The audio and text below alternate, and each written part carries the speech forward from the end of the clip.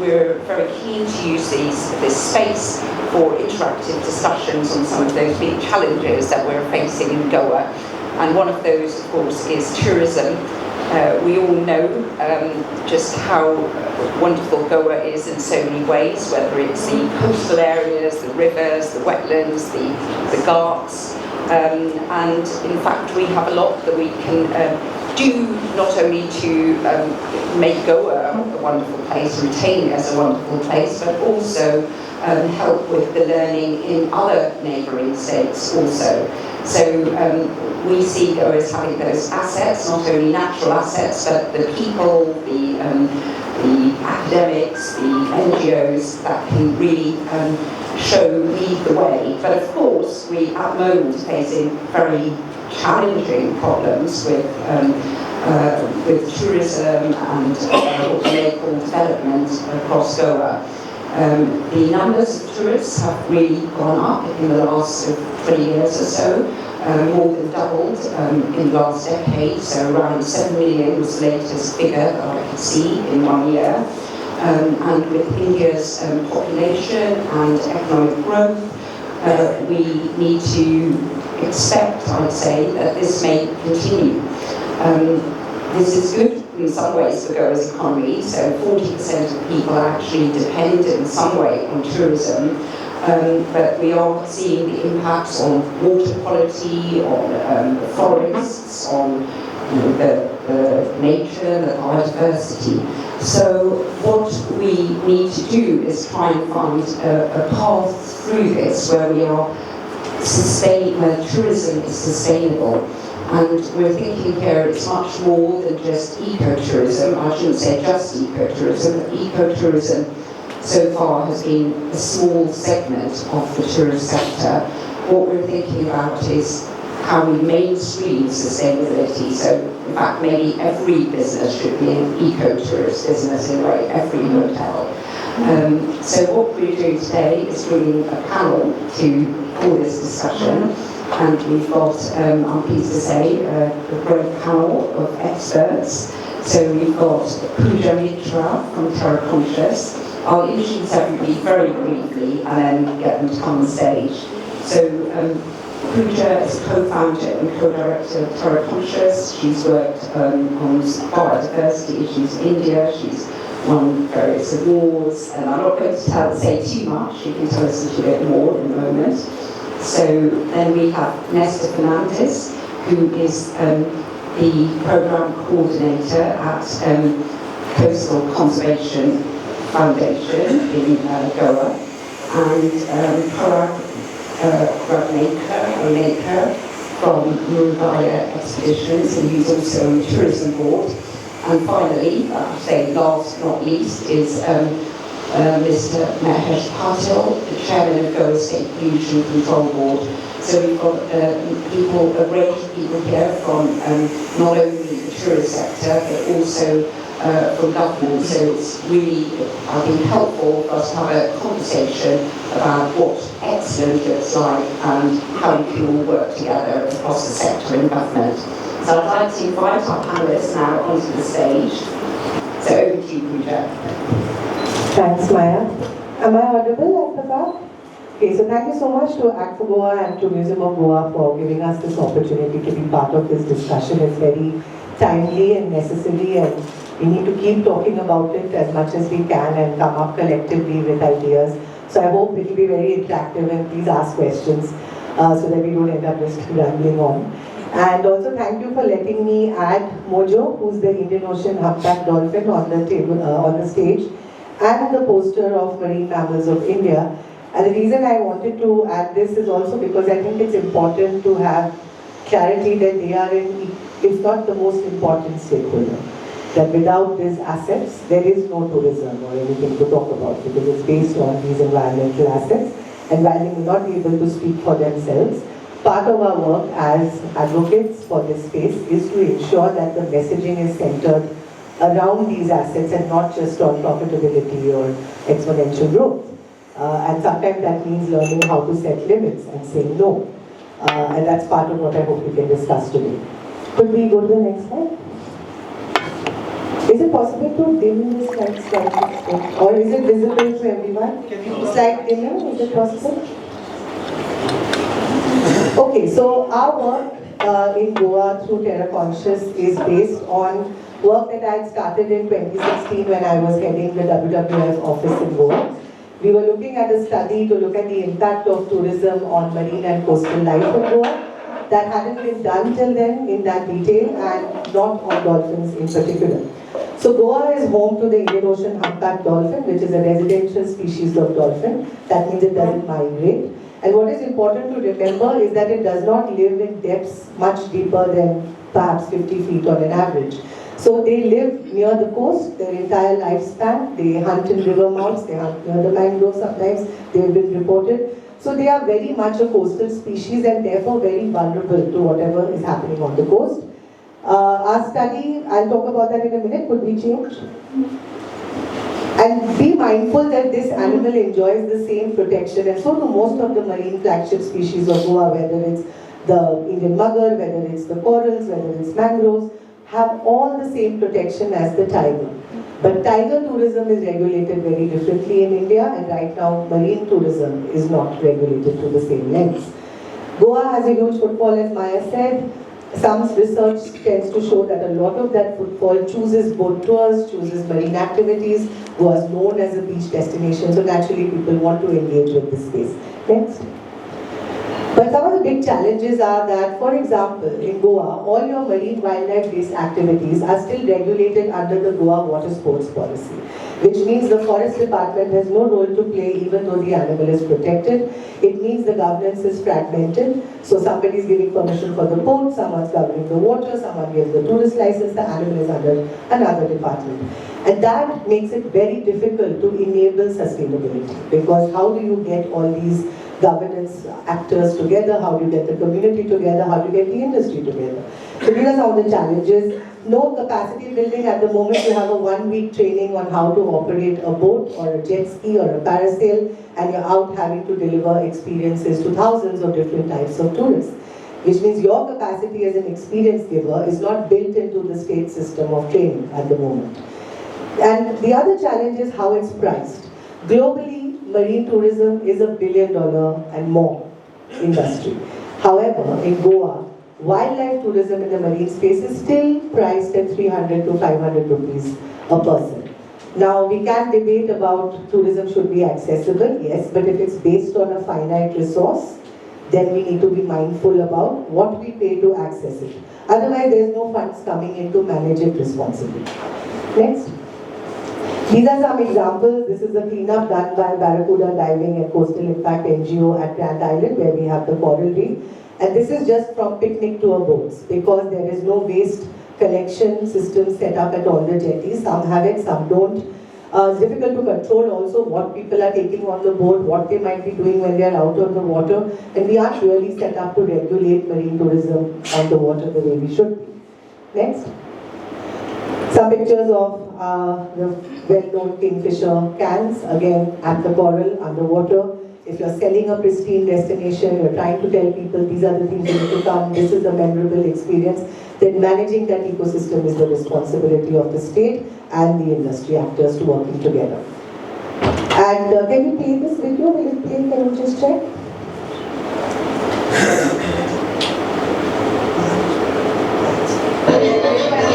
So this is the current form of the average dolphin watching trip in Goa. It's sold as dolphin watching. So it's not that it's sold only as a passenger trip or an entertainment trip. The hook is the dolphin. That's why you're buying the ticket. And a lot of these are happening in very close days, very close to the shore. So what happens when you offer a trip like this? And the reason I wanted to share this is because a lot of my perspective and inputs are built on the experience I've done over the years working on this issue. So it was necessary for me to show you the context so you know it's coming from here. It may not be reflective of the entire industry or space as a whole, but it comes from this understanding. In the tourist surveys that we did, of tourists who are choosing this 300-500 rupee trip, on an average, we were told they are willing to pay up to 700 to 1,000 per head for a knowledge-based trip. So the notion that a budget tourist is not interested in knowledge is a fallacy.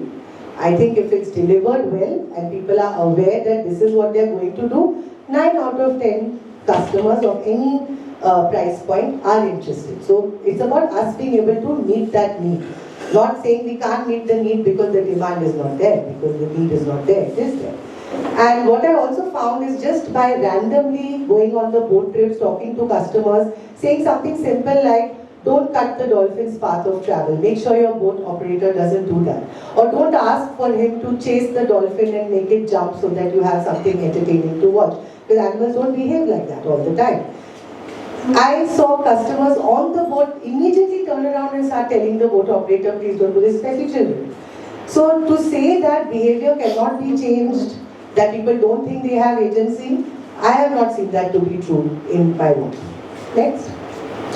So these are some of the examples from this Bay Aguada where we did the study. Boats too close, cutting path of travel. This is to show proximity. They spend a lot of time foraging near the shore. That's again too close. Next. This was a report that came out from WWF, and this is the opportunity because the then tourism plan that was made by KPMG on behalf of Goa Tourism talked about coastal tourism, nature-based tourism, dolphin watching, but as a projected industry. Whereas it's already 15 years old in Goa with multiple operators already working in it, and already it's saturated as a market. So there has to be some cognizance between what is happening in reality on the ground and what are we planning with the planners and the experts. Otherwise, you're not going to actually address any of the issues because it's not based on actual understanding of what's on ground. So then we started this boat operator partnership program. This is a pilot group we work with in Morgan. Now 7 years we've been working with them.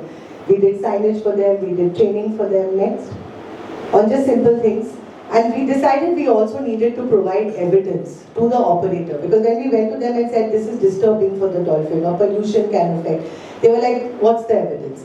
And Goa, being a tourism destination, has lifeguards deployed on all the coast of Goa.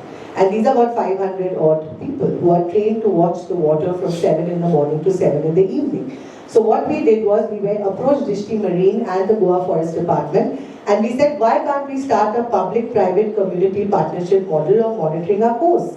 People who are watching the coast, engaging with the coast, should be giving you the data of what is happening out on the water. Why shouldn't they be part of this process? And the then PCCF, Mr. Ajay Saxena, was extremely positive and he said, yes, let's do it. So was the CEO of Dishti Marine. And we went ahead and we did this training. We trained all of the 500 lifeguards. And we've been doing this training every year since 17, in 2019, last year, this year. Next. And we started getting data almost immediately. We also put up some knowledge boards at the jetties because we felt tourists can at least get some information about the animal because when we asked them in the survey, would you like to know more about this dolphin? What did you know before you did the trip? What do you know after doing the trip? The knowledge was zero. And they said, yes, we want to know what it's called. It started right there. What's the name? And I would tell you to look at that corner picture. That board has been put up by the Sinkeri Boat Association. Now, years ago when I met some of the government officials, they said there's no point talking to the boat operators. They're into making money, they will cut corners, they're not going to take any action. And then I spent 7 years methodically lobbying the government saying, please put these signages up, please educate tourists, let's have it at the airport, let's have it on buses, let's have it at the jetty. Nothing. Last year, Sinkeri Boat Association had a young president, Gokul Das, who's taken over now. He said, give me the design. And that billboard size signage is paid for by the operators themselves, installed and maintained by them because they believe that knowledge needs to be given to the customer. And it is not their fault that the system is not geared to deliver it to them. Because unlike all of us of privilege on the stage, who have access, who have opportunity, who have exposure to curate such activities, the mass operator community in Goa does not get that same report. I'm conscious, I'm going to wrap up. Yeah, next. So I just want to leave you with this, which is 2 slides. This is the current amount of dead dolphins and turtles that we get in Goa. This is up till 22. We haven't added the last 3 years data, but this should give you some idea. Next. And some images, all from our coast. Next. Next. These are also some outreach and capacity we've done. Next. Okay, move on. There's one more video. I think we'll skip that. This is the last one. I just want to show that. Can you just put, yeah, this one. So this is Sam, one of our pilot partners. We'll just hear what he has to say. अभी तो वो नहीं है, उनका भी जो system है वो हम लोग उनको बोल के अभी जाते थे, तो डॉल्फिन से दिखा दे, कुछ बोलते नहीं थे, ये डॉल्फिन है, कैसा उसको क्या करने का, वो तो पहले हम लोग को मालूम नहीं था। क्योंकि अभी पूजा मैडम ने आके जो रूल फॉलो करने को वो अभी कर रहे, उसमें हम लोग को बहुत फायदा, जैसे कस्टमर बढ़ गए और थोड़ा डॉल्फिन को भी तो हमसे हेल्प हो रहा है। जो हम लोग कोई कस्टमर आए तो हम लोग को बोलते हैं तो प्लास्टिक नहीं लगाने का पानी में, ज़्यादा साउंड नहीं होने का, ऐसा ये सब कुछ हम लोग बोलते हैं। तो जो डॉल्फिन पहले हम दिखाते तभी उसके नज़दीक जाते थे, अभी नज़दीक नहीं, उनका 40 का है, उसके दूर रख के हम लोग दिखाते हैं, तो अच्छा तरह से दिखाने को मिलता। अभी के ट्रिप में हम लोग पूजा मैडम ने जो दिखाया हम लोग, तो अभी हम सैंडबाग के ऊपर जाते हैं, वहाँ से सब कस्टमर को बस हमारा सीगर्स बर्ड है वो दिखाते हैं, गाइड करता है, बाद में पूरा गार्बेज क्या है, प्लास्टिक, वो सब दिखाते हैं। ये अभी के ट्रिप, पहले के ट्रिप में हम लोग कुछ नहीं करते। And I'll just leave you with this thought that this group now after 6 years, and I didn't tell him to say Puja madam every 2 minutes, Puja has his own ideas. I will just ask him to share what he's doing on the trip now.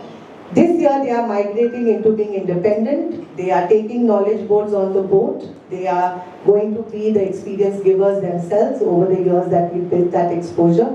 So we've really seen that transformative impact in a short time, where by just empowering, by sensitizing the market, by giving the exposure and the knowledge that they want, by doing it in a needs-based approach. What do they need and can we use our skills and collective knowledge to deliver that? And therefore I believe it can be done at scale. So I'm hoping that is right.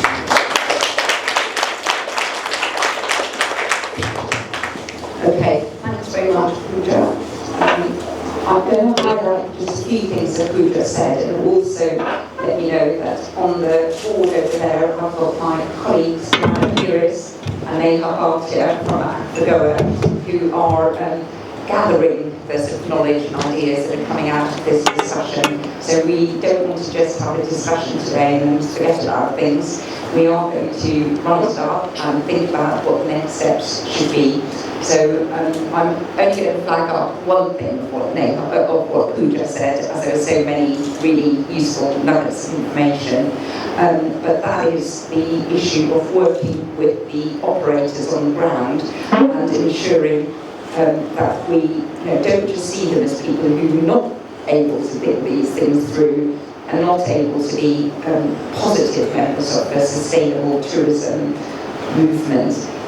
They have an interest themselves in protecting the environment, and one of the themes for us is how we do work with people like that so that they fully feel part of this movement rather than feel that there's a tension and a conflict between protecting the environment and business. And having said that, I'm now going to hand over to Nester Fernandes, who has also done some work with local communities in Gulji Barg and other parts of Goa.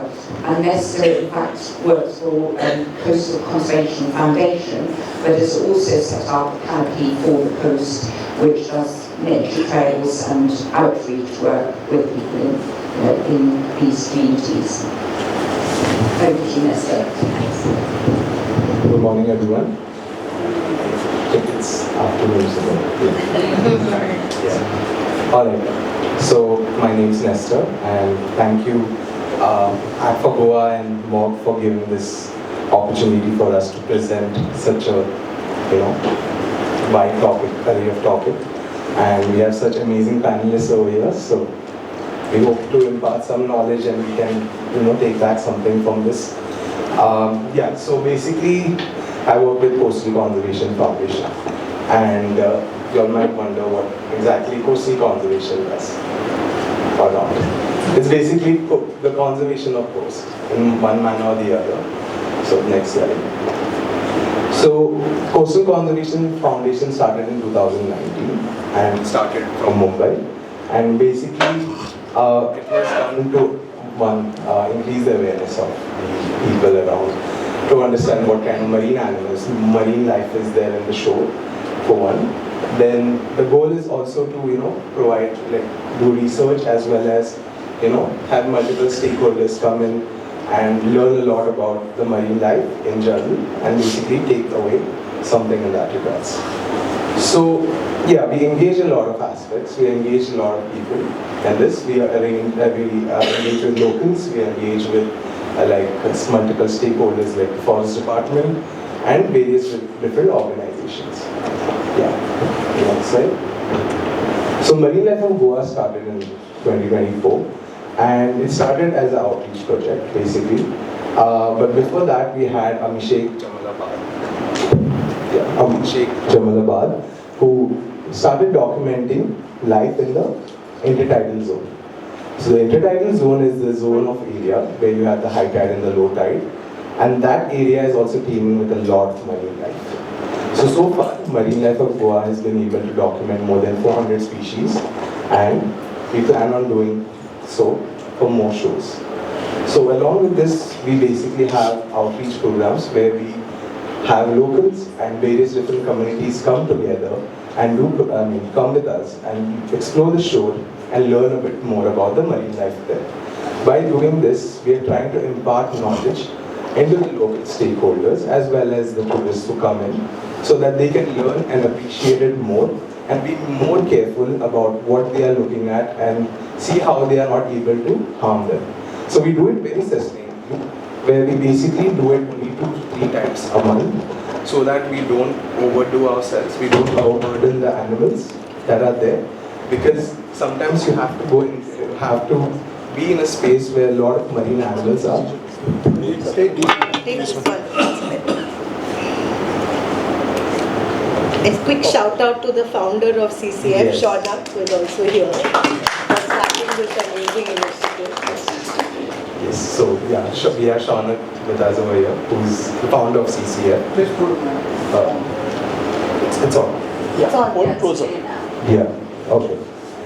Yeah, so we do that, and in that we've also found a lot of people who are very enthusiastic about learning about it, sharing in their different mediums, and also understanding how they can be a part of it through either conservation, to advocacy, or through basically showing their art.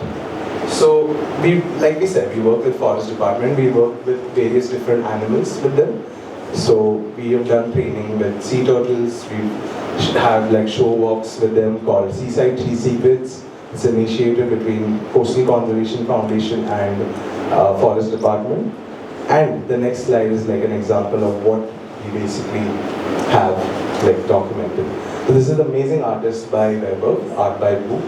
So he came on the show and he started documenting the marine life. So we have an app called iNaturalist, or a platform where it's basically a social media. It's like social media for conservationists or for naturalists or enthusiasts who keep posting and documenting data. So that's how we've basically taken all these documentations, and along with that, we've had artists who've started documenting, started portraying it, and a lot of people have started learning through this medium. So we are also looking into science communication. We are looking into various different aspects of channeling this and making it more sustainable. So these are some of the things that we've been looking for so far. So we are also starting to have research prospects when it comes to this, and we are having tie-ups with various different organizations and schools that we are planning to do. And hopefully we will have a much more robust set of information as well as people working with us in this regards. So yeah, so we spoke about the intertidal zone, right? So have you all been to the show? So what kind of shows have you seen? You can see it over here, but which shows have you all most commonly gone to? Sandy, yeah, that's the most common one that we go. And the thing is, even that show is teeming with life. We sometimes don't see it because either they are burrowing or they constantly are moving, or some of them are submerged. But we have the Sandy shore. We also have the Rocky shore, which is right now not so documented, but we are getting over there. We've started doing that, and we are planning to basically expand that to more shores so that we know what we have in our oceans and the shores, so that we can protect them in a much more better way. And then we have the muddy shores. So do you know what muddy shores are? You must have. Tidal shores. Tidal shores, but muddy shores are basically where you have mangroves also. So we have great mangroves in Goa, and that's something that we definitely need to, preserve, because there are a lot of different challenges that are coming up right now that threaten these ecosystems, and we're just doing a small part in it, and we want other stakeholders to definitely be a part of this and take this forward. So yeah, this is like a very a general thing, and we try to you can go this general thing. And the reason why I started going into the shore and started exploring basically was a shore called Anjuna Coral Rocks, and these are the first two things that I saw.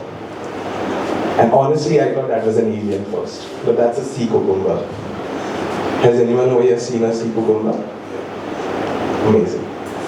And I didn't know what it was, and I had great educators from CCF basically explain it to me, and I fell in love with it, and I started exploring the shores.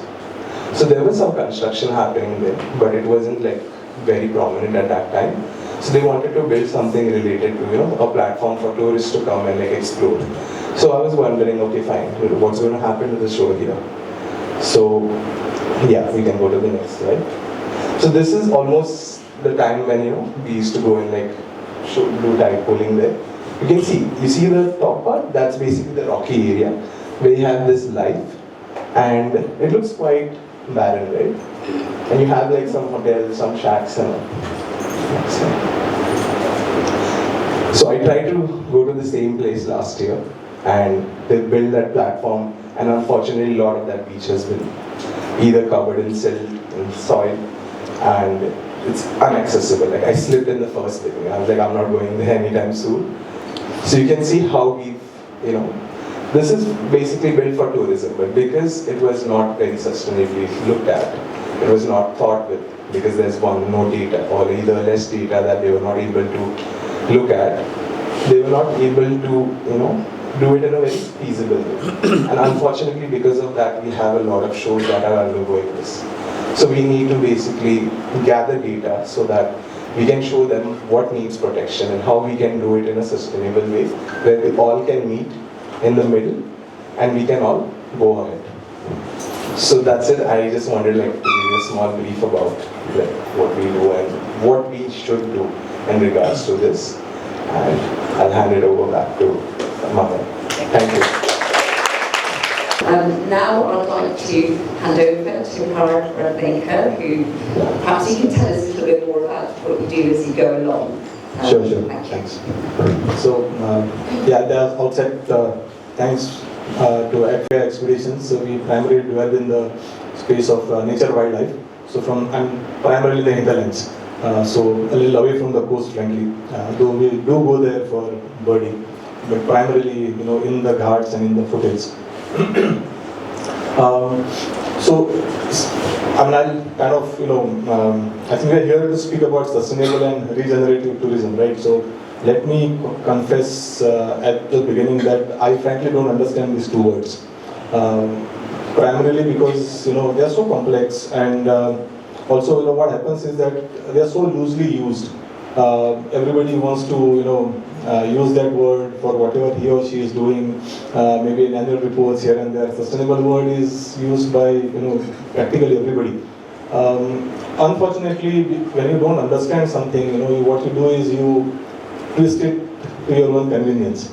One of the reasons why and probably Puja will agree as well, we try to use the word responsible, because, that's something that is easily understandable. Whether you are a tour operator, whether you are a tourist, whether you are a policymaker or a government bureaucrat, being responsible is probably easy to understand. With that thought, let me share with you, our experiences and not really how we began, but what we think should be the way forward for hinterland tourism. These are quite a few slides, but just images there. This is what is happening at the moment, and I don't need to tell you where this is happening. For people who are in Goa, I think the image itself will tell you. For that matter, people actually selling peanut packets and bananas, to be fed to monkeys in a national park. This is the kind of ecologically insensitive tourism that we are promoting. Next one, please. And then waterfall tourism, monsoon tourism is picking up like crazy. And this is just not people from outside, but these are Goans, primarily in large numbers going into our hinterlands for monsoon tourism. And whatever I'm being a little blunt here, but I think we have a lot of double standards because we blame the Ghatis, for coming and spoiling our Goa, and we behave like one when we go into the waterfalls and the streams and the forests. That's exactly what we are doing. These are all revelers. Next one, please. These are, by the way, Vankars. This is the kind of scene that you see, socially to a large extent irresponsible, loud music, and of course, littering. So this is the kind of tourism that is happening at the moment. Next one, please.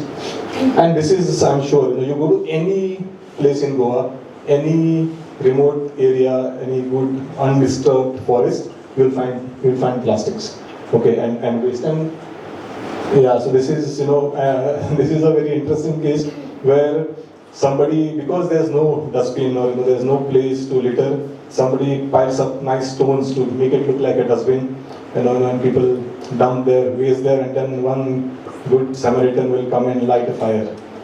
So that's the kind of waste management that we are doing, in our forests. Next one, please. This is crazy. In some of the pristine habitats, you find waste thrown all over. Just run through. This is for people who know. This is in Madai, in Surla. Beautiful plateau. Monsoons, you go there. Parties happening. Recently, because of the forest department gate, there have been a few restrictions, but parties still go on. Also, where's the problem? I personally feel that tourism promotion or whatever is primarily happening kind of top down at the moment. There's very little local stake. Even for that matter, I'm on the board, but I'm not representing the board when I speak here. But many times when we create policies, there's very little consultation that happens at the ground level, and that kind of leads to a little bit of mistrust and other issues. Can you go back, please?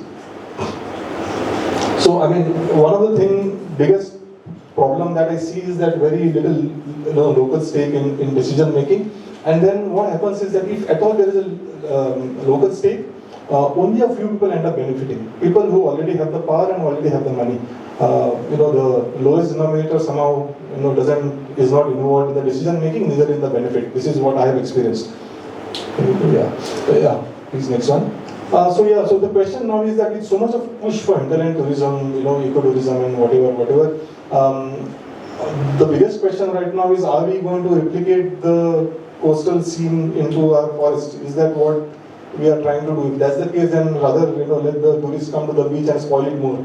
I wouldn't want them to come into the forest. Sorry. So this is happening already. Tourism in the monsoons, yes, it's in large numbers, but otherwise also it's spreading into the hinterlands. The problem is also that while that push is happening, our land and our people, both are unprepared. Infrastructure is not great. There's no capacity building that's happening of people. How to tackle tourists in that sense. So I think we are not really prepared to. Hopefully, whenever these big roads come, we are not really prepared. This is one issue that I think needs to be looked at. That carrying capacities need to be really studied before. Now that we have learned from our mistakes at the coast, I think when we are pushing for hinterland tourism, we need to look at carrying capacities, and not just carrying capacities. I'll just leave this thought. There's a social concept called acceptability limit or limits of acceptability, where your carrying capacity studies might say that 100 people can go into the village, but the question is whether the local community is okay with those 100 people there. So there's a concept called limits of acceptability. We need to look also at that, and of course we need a long-term plan. So this is what. Can you go ahead? So I'll just share a quick workable solution. This is an experiment that we have done. So this is a small little homestay in a hamlet called Pelde, not very far from the Kambisurla temple. Around 15 homes. One of the houses was unoccupied, and we had been working with a women's selfie group there for quite some time. One day, we proposed to them that the house, if you redo it into a homestay, and this was much before this was in 2015-16, much before the policy came. The women really, immediately agreed, and then we, can we go to the next one? Now we're getting quite a few people coming there. This is Goa's first homestay owned and operated by women. Okay, I mean, I think it's a great model. It's not understood, frankly, even in the power circles, and I'm trying to push for it. But it's a great model, and I invite everybody to come and visit them. 7 women are running this, so though we have set it up, we don't own this homestay. It's owned by the women. We just kind of market them. I can just run through simple but clean homes. We have a tented platform right now. And we, like I said, this is the entire promotion. It's called the Jungle Trails Homestay. So primarily, there are stories that basically around culture, around nature, around heritage. That there's a lot of explorations that can be done. Some glimpses, of handicrafts. Now we are also trying to. So today, if you go to Tambi, how many of you have been to Tambi? I think quite a few, right? You go to the temple, those nice shops outside. The only thing you get is chai, maybe pakodas and limbu soda. Right? There's nothing that a tourist can take back as a memory. So we try to create these small fridge magnets, and stuff like that. So this is what we are focusing on. One is that we're trying to see that the numbers are less, low volume. I'm calling it high end, though the pricing is not really high end, but that's what we should be looking at. The other important aspect that we need to look at when promoting tourism is, are we just creating employment or are we creating livelihoods? Are we creating owners or just employees? I'm leaving you with that thought. This is promoted through this Brahmani self-help group. Some acceptability limit has been worked out. And these last 2 points are also important, that at no point in time, the guest is allowed to kind of venture out on his own. There always has to be somebody with him for 2 reasons. One is obviously safety, the other is that the guest behaves well, and probably the only tourism project in the entire state which works on a no alcohol policy. So we tell the guest before he comes that when he's here, he won't be allowed to consume alcohol. Only if you agree, then you please come, because this is the village. So when I'm saying this is because we're trying to be socially sensitive as well. So please, and this was another experiment in Verle, Nitra, where this was again Goa's first tourism cooperative. Next one, please. Also, this is though others are taking credit, this was our experiment of starting strawberry cultivations there. So these are our guides, local people. That's Dipali there, a lady who's married into the village from another from Kanpon. Someone who was very shy in the earlier days now leads guests and takes them out as as a guide. Next one, please. Earlier a snake, if it's sighted, would be killed. I don't say it's 100% stop. This still do kill, but not as much as it was happening earlier. Now people are understanding that guests are coming there because they want to photograph a frog or photograph a snake. So a little bit of sensitivity is kind of slowly building in. So these are all what I would say intangible kind of benefits. This is interesting. When Professor Gadgil came to Verle, when this project, so he came there when the project was starting. And then he said, I'll come back when the project is ready. And he did come back. And in 2014, he wrote in Lokmat, he wrote in Marathi. I've taken the effort kind of to try to translate it. So I'll just read it out to you. He wrote, why not focus on future tourism development on enterprises that are nature friendly and give full scope to local initiatives like Verle? Why not organize such activities that genuinely promote development as a people's movement, as our Honorable Prime Minister has been emphasizing? So this were Professor Gadgil's words, and I'll right now leave you with that. So thank you. I think this is my last slide. Okay, there are a few suggestions, but I think maybe we will talk about them later. Sure. Thank you. Okay, thanks very much, Parag. That was very interesting and took us to a different aspect of Goa's tourism, a different part of Goa's tourism sector, the hills, the activities in those areas in the Western Ghats. And it seems to me, the way I would probably look at it, is that we've got 4 different elements of tourism in Goa. One we talked about, the Puja and Nester, which is very much coastal, the activities, dolphin watching, all sorts of other activities. Then we have the hills and Western Ghats, and that raises really difficult questions because they're very beautiful areas and more pristine than others. And what do we really want in terms of tourism in those areas? Do we want something very different? And you brought out these ideas of linking it to livelihoods and these these sort of homestays which involve villagers. So that, I think, is a really important question. Having just been on a little hike into the hills, I feel it would be so sad to lose, to have them damaged by mass tourism, but yet we have to think about all these people who do want a trip and a hike and want to see a waterfall. So we can come back to that later. Now, I said there were 4 different elements of tourism, but the other 2 I would see as the hotels on the very populated coastal strip, and also all those second homes, third homes that get rented out, in villages and in the towns across Goa. And they have large impact. They're a very important part of the tourism sector. So I'm going to hand over to Mr. Mahesh Patil, who's finally agreed to be here, Chair of Goa's State Pollution Control Board, who, for the people who weren't here earlier on, who's very, can I say, passionate about doing what's right in terms of sustainability in Goa, to tell us a little bit about the different parts of Goa's tourism sector and what he sees as the challenges and some of the solutions and ways forward. So over to you, Mahesh. Good afternoon, and thank you, Maya and Mo, for giving this an opportunity to be part of this wonderful interaction program.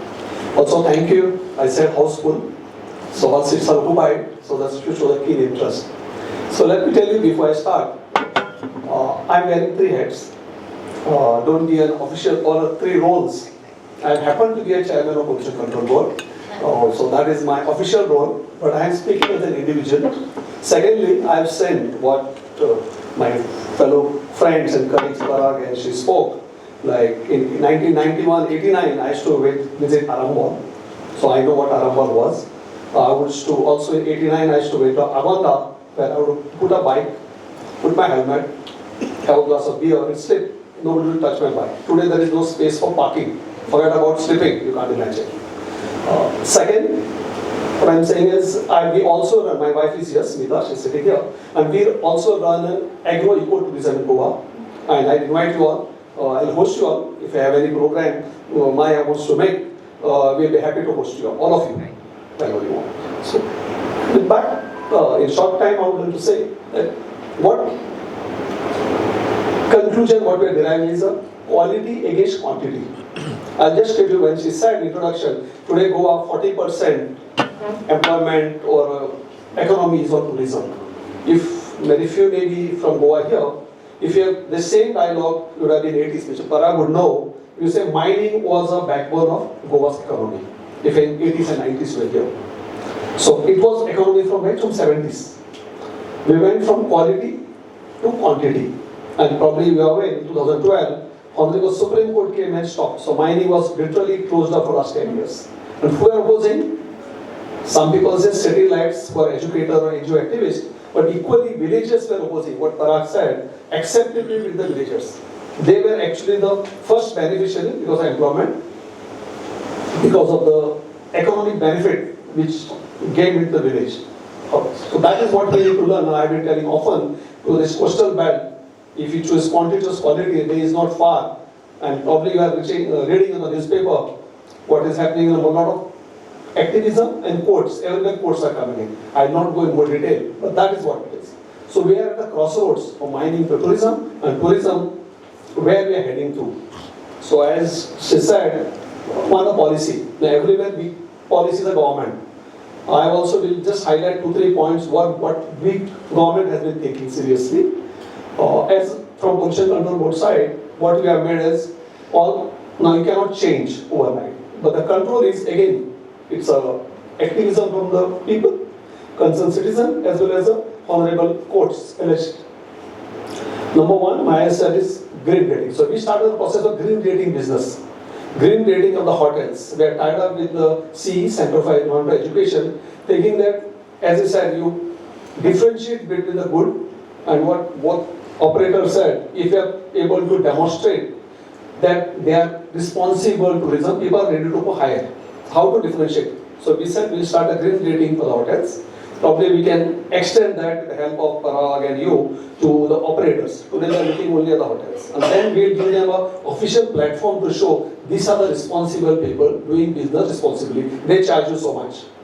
And we have endorsed from the government, which we have just started. Taj Hotels have signed MOG with us. So they said we'll do it, and I'm trying to get it others. Second, plastic litter. Goa is dubious distinction apart from highest per capita, highest education, highest car. You have dubious distinction of two. One, highest consumption petrol. The Goa doesn't consume because we got 5 times our population as our tourists. We want tourists. Secondly, also highest consumption plastic per head. I think it's 1,600 grams per person. So that to be added. So for which government has taken an initiative called the deposit refund scheme. If few of you all from Goa or used to visit as a tourist here, earlier when you used to buy a beer bottle, when I started drinking at least it was 12 rupees, 10 rupees was a beer bottle and 2 rupees you have to deposit. After you drink, you refund the bottle and take 2 rupees back. Things have changed. There was only one player in those days, United Breweries or Kingfisher, many others came. And then many other things went, which I will not go in detail. But tell you today, government scheme, we have a DRS deposit refund scheme. Hopefully, by year end, it should start. And wherein we starting for the glass, cans. So just to give an example, this bottle is a beer bottle, 20 rupees bottle, you pay 5 rupees a deposit. The moment you drink, and the earlier phenomenon, we used to go to same bar. Now there will be a lot of collection center with a QR code. So just scan QR code and money will transfer to account. So it will be very easy for people to put it. All petrol pumps also has a proactive tied up with us. HP, Bharat or petrol pump. So government is very keen in working on that. So that is what is happening for. So first phase, is the first time we are doing in India. Probably in Europe or US you go, you pay few cents. Germany 10 cents, 20 cents. But you have to go to a reverse vending machine. If an Indian context is maybe difficult, machines are very costly, and we have Honorable Prime Minister is very proactive in having us. In fact, they are leading world on the technology. So QR code would be the best thing we are doing. So 2 things I just want to tell you, and hopefully by year end it will start. Third, Parag was saying hinterland. Yes, I operate hinterland tourism different, but then why? Because of money. The Dudhsagar waterfall incidentally is located where I stay, very close by. We have seen how after Chennai Express movie, right? After that become crowd. Per day 3,000, 2,500 people go there. They did some work of carrying capacity. So carrying capacity is something which we need to do it very religiously and implement it. One is the study. And last, what you said, getting people involved. I just again share with you. In 1930, I was lucky, I had a Fulbright scholarship, and I was in Costa Rica. And we had to put, I didn't call the Puerto Rico is an eco site, and there are also turtles who come laying the eggs. So here, MOG, they are doing great work, and this I have been telling quite often to many of the forum. Those days, we paid $10, 1996, imagine, to only show, of course, it's very controlled. White clothes, no separate, no camera, can't take photograph, to only see the turtle laying eggs. I think if a guest staying in Taj or in 5-star hotels, forest department or you, tell them to show, staying away, how they live. In fact, I also had, last year I went when they released their egg hatchlings into the sea. Don't take for just watching them, people will pay the money. But how you get it involved, and then local community, because they share that money with the responsible community people. I think they make the money. Similar thing with the forest, like when Dudhsagar Parag said, or a Netravali, you need to train these local guides, local people, local boys. They don't want to work here in a hotel earning 15,000 rupees salary staying away. I think they will be able to earn much more money if you have trained them as official guides in little bit of birds, butterfly, animals, and they earn money in their own village. So I would not take your time, but then in short, I think it's our role to identify those guys who promote. As he said, the change makers would be a few leaders. What you said in your securing boat owners, you find that you put up the president and you convince and work with him. That is more important than working with the government like us. The policy will take a lot of time, and those guys will make changes. I think we are doing a fantastic job. Parag is doing a good job. So such examples, and all of you can market them today in the social media. You can promote these case studies. People will go there. Thank you. I think I covered it.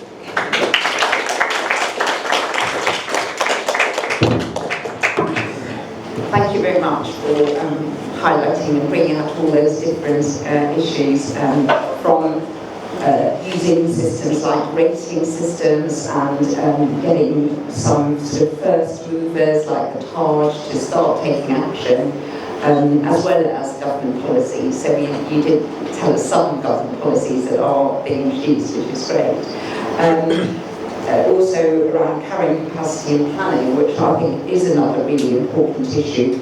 Now we've got about half an hour left, and what I'm going to do is ask a couple of questions to the panel, and then we can open things up to the floor. So think about your questions now, but I'm just going to begin with some questions to the panel. In fact, I'd like to pick up on this question of sort of voluntary rating systems and first movers as opposed to regulation, and maybe it shouldn't be as opposed to regulation, but what do people see as, how do we get these sort of rating systems, these sort of maybe voluntary standards off the ground? Can we get them off the ground, say, in the marine environment to begin with? Let me ask Puja, and then let's think about maybe where we do need regulation. Is some regulation actually needed as well to bolster this sort of these voluntary standards? I think these are also very, region specific. For example,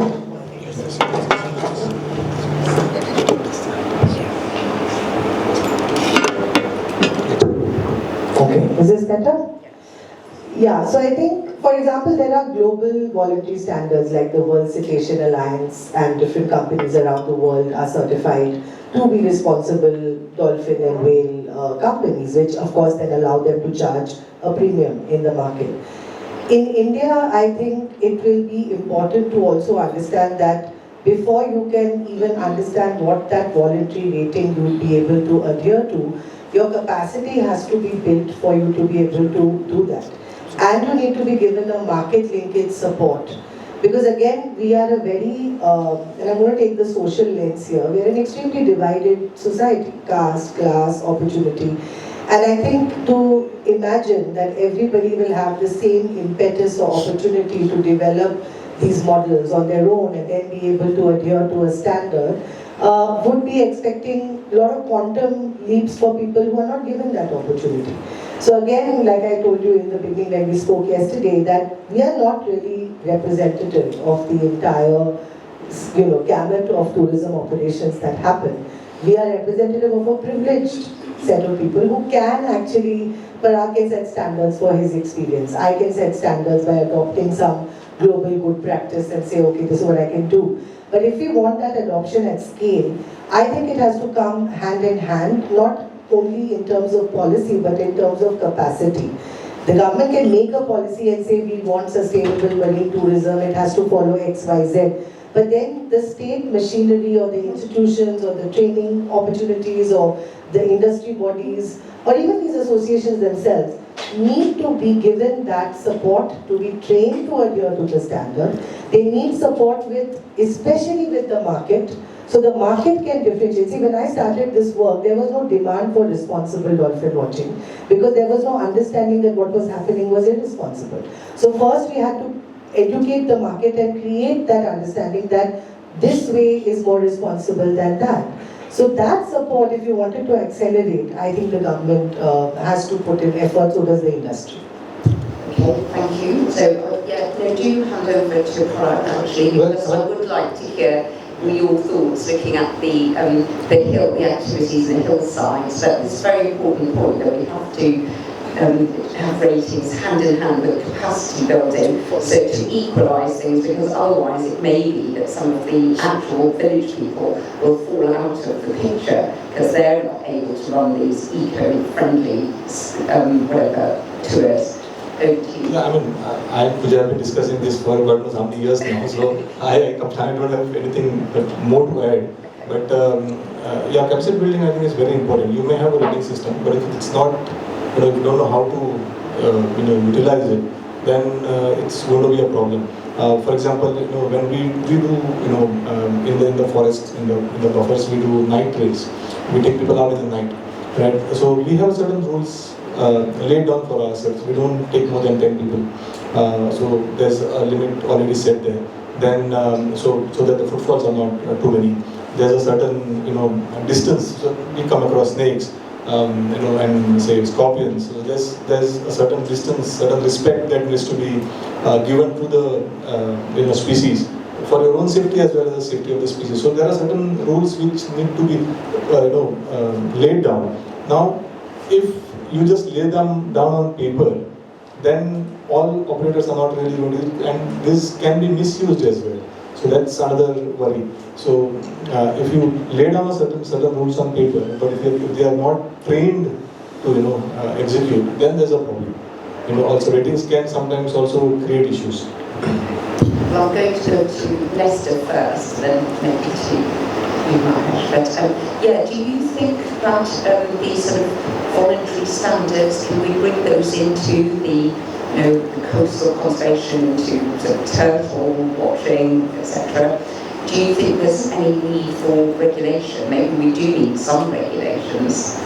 So yes, I do believe that we can bring in voluntary standards when it comes to tourism, especially in the marine space. But first, we will have to look into it in a sustainable way. We'll have to gather information on how we can do it in a very sustainable way. For example, for sea turtle, like Nester, we would have to look at how many people can be accommodated. Because, better? Like example, for sea turtles, there is actual scientific evidence that shows that if you have people walking around hatcheries, the success rate reduces. So you need to look into that. You need to look into how much noise is happening. Like if you have like shacks on the sea turtle nesting sites. So if it's affecting sea turtles. So the sea turtles are very sensitive towards light as well as sound. So you look into that. So once you gather that data, then you start making a framework where you can use it to basically identify who would be the potential volunteers who would be interested. You train them in a manner that you can basically use it to guide the people over there. And also you need to have a proper set of rules, guidance, which can obviously have dual purposes. You can use it or misuse it. But if you have set of rules where individuals can follow, and it is enforced by either voluntary services, by government officials, or by stakeholders that are involved in it in a direct manner, it will be much better to, look into the tourism aspect. Similar with the intertidal aspect. So right now we are doing it on a very small scale, but we are planning to expand it. And as we keep growing, we will have more communities, more stakeholders doing these programs, doing walks. So we need to set a precedent there. We need to set a set of rules or set of understanding of what needs to be a sustainable way. Like shore walks cannot be done regularly. It can be only done 2-3 times a month, which is quite beneficial for the shore because you're not overusing it, for example. So all of these things need to be, set in motion, and once that's done, definitely you can have the voluntary list. And you mentioned the second part of the question. You can also add about how nesting has been reported because of Goa's geography. Yes, and because of Goa's geography, because of the standing network, we actually have quite a robust set of, reporting team basically, which Puja started, where we can look at which turtles come on which beach, and we can identify the people that come and also rescue them. So rescue or like protect the nest area, or if any other animals come stranding, we look into that. So already there is a set of guidelines and voluntary service. A really good example is Standing Network, where the Mystery Lifeguard, Terra Conscious, and various other stakeholders like volunteer and either rescue them if they are stranded. If there's a nest, they will make people not come and harass them. But I think the point we are making here that I wanted to just add to it, since it's in the same line, is that there was a meeting with the shacks, and the shacks turned around, and the standing data, the point I wanted to bring it in was the fact that turtle nesting has been now reported from almost all beaches in Goa in the last 5-6 years, not just the 4 designated sites. Goa being so tiny, we tend to compartmentalize, but that is not how the state species actually work. They don't know there are 4 designated beaches, so they will come to whatever zone. So we've had reports of Baga, Kalangut, which you would not imagine turtle nesting happening there, but we're getting them every year, including in the south. So we had a meeting with with the Shack Owners Association, and Shacks actually turned around and said 2 very important things. They said we have no problem moving one line of deck beds during the nesting time. We have no problem changing our lights to red light because we know turtles don't see red bulb as much as the yellow bulb. We want a toolkit on how to make our shack turtle friendly. B, we want to be compensated for that line of deck beds or tables that I'm going to lose for these months, because obviously that much business volume then goes down for me. And third, I want marketing support from the government to say I'm a turtle friendly operator. You may not be able to see the turtle in front of my shack every time, but these are the steps I'm putting into place to be supportive towards nesting in my area. And when you talk about voluntary waiting, I mean, these are the kind of steps that the shacks who you think won't be helpful want to do it. And multiple times we have had standing reports from shack staff protecting nesting turtles or the injured animal from shacks. So these are real opportunities for turning operators into custodians of their nature and the environment, because let's not forget it's their place of work. So no one is more invested in it than they are.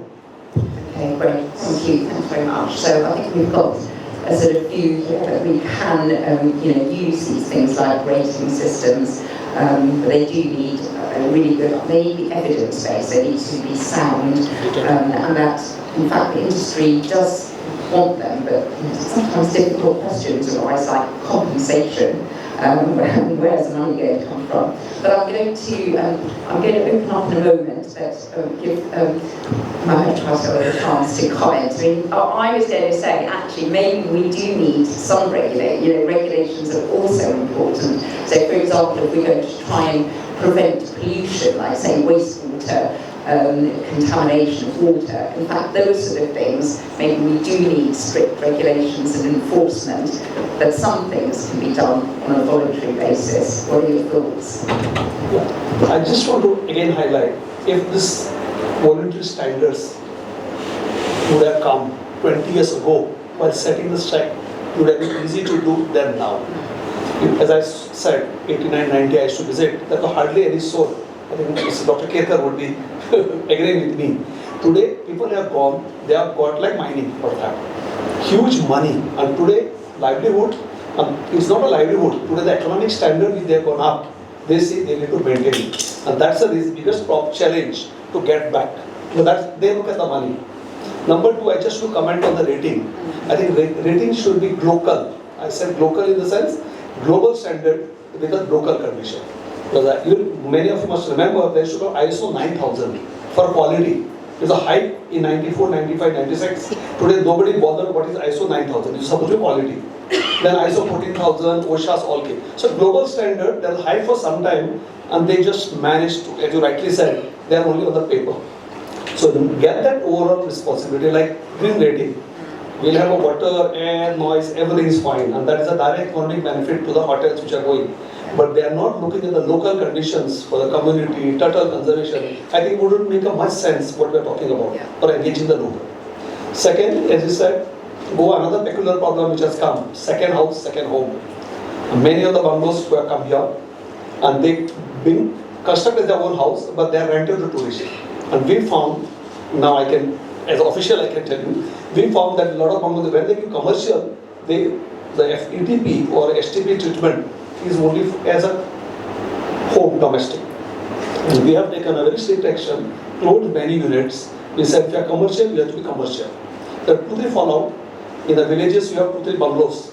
Individuals find when you are commercial, especially December, a lot of people come in, sewage is more, probably have a noise party, and it's Parag said culturally whether it's acceptable or not, and that is happening very rampant in North Goa. So we are looking at the aspects of regulating or controlling, and this tourism, we say so-called promoting tourism, but they don't pay GST because they are not GST bill. So economic benefit also is not getting, but they are not registered.